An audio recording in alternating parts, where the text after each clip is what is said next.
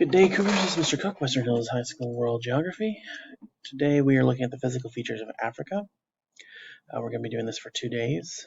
You will be able to identify physical features that define Africa as a region by reading and summarizing the text in a graphic organizer.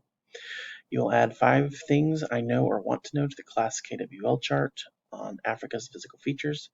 Work in your group and summarize information for at least 4 physical features and be able to add 5 things you learned to the KWL chart about your physical features of Africa. And that is per day. So total in the end is we should have 10 things that we've learned about Africa, 10 specific facts we've learned about Africa. So you're going to start off with your KWL. The KWL is here on the assignment. It says physical features of Africa.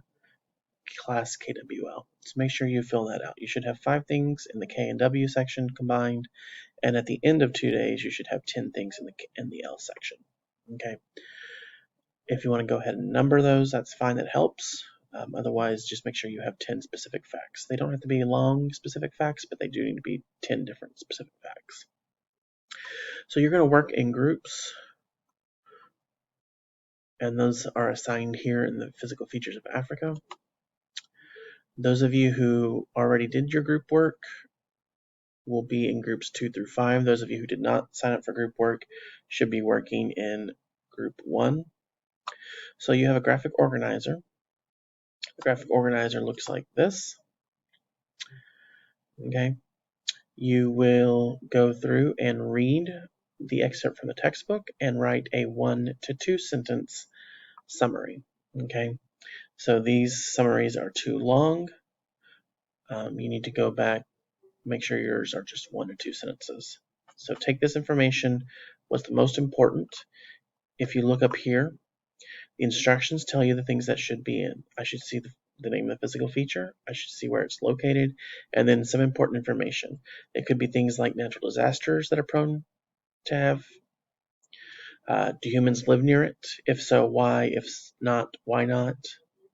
How are humans using the physical feature? Have humans damaged the physical feature?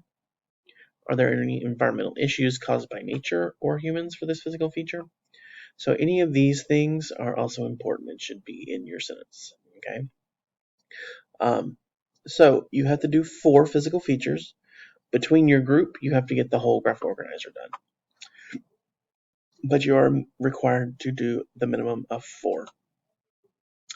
Once you've done that, your group has done that, you're going to take those summaries that you created and you're going to put them on and make an annotated map.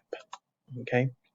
So the annotated map, you're going to insert your summaries you made into a text box around the outside of the map slide. You can see the example here. So this border is what is the map slide, like we see here, and then the text box is outside of it. Okay. It needs to be arranged close to the area of the physical feature discussed. You need to insert a symbol, shading, or color for the physical feature on the map. So if you're going to do rivers, you might do like a blue line. And then down here in your map key, you would put a blue line and say that's rivers. Okay. If you're going to do a different symbol for each physical feature, that's going to be a lot. So I would suggest you do the main big ones have the same similar sign and symbol. So that way you don't have to keep adding things to your map key. Okay.